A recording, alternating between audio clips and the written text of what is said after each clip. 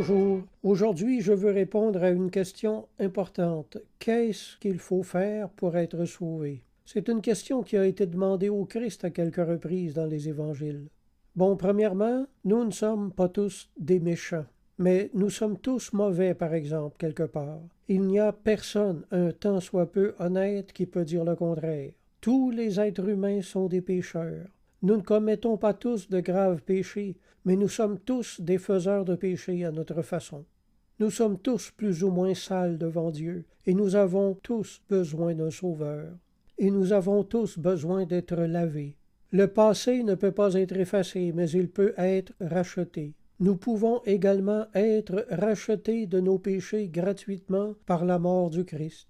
Ce qu'il nous faut, c'est avoir une foi confiante et totale en Jésus-Christ, renoncer sincèrement à nos penchants ou à nos mauvaises habitudes, et prendre l'engagement de vivre selon l'Évangile au meilleur de nos capacités. Vous avez peut-être essayé souvent sans y parvenir, mais quand vous aurez l'Esprit de Christ en vous, tout vous sera possible. Certains vont peut-être dire encore, c'est au-dessus de mes forces, je n'arriverai jamais à suivre Jésus-Christ. Votre crainte est bien humaine, mais rassurez-vous, tous les chrétiens qui ont existé dans le monde ont tous suivi Jésus-Christ en boitant. Nous ne sommes pas Jésus-Christ, nous sommes seulement ses disciples. Le Seigneur ne nous demande pas d'être parfaits, il nous demande seulement de le suivre de tout notre cœur et de fournir des efforts honnêtes pour mener une vie sainte. Même ses propres disciples se demandaient quelquefois comment ils pourraient arriver à le suivre. Mais rassurez-vous, vous serez surpris des choses que vous réussirez à faire ou à arrêter de faire quand l'Esprit de Jésus sera venu habiter en vous.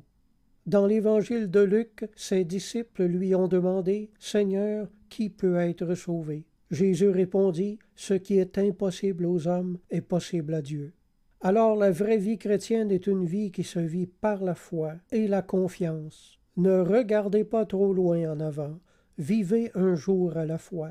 Si vous trébuchez, faites comme moi, relevez-vous. Laissons-nous laver par le sang de notre Sauveur. Classons nos fautes parmi les expériences instructives et continuons à faire de notre mieux.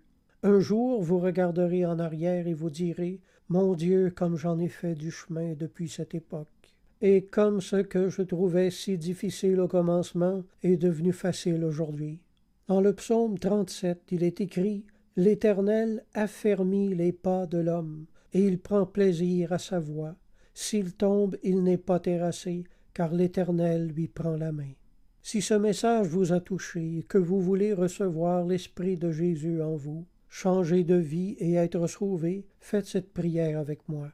Mon Dieu, je désire sauver mon âme et vivre de façon à te plaire. Je veux obtenir de toi la grâce de marcher derrière toi et de suivre tes enseignements.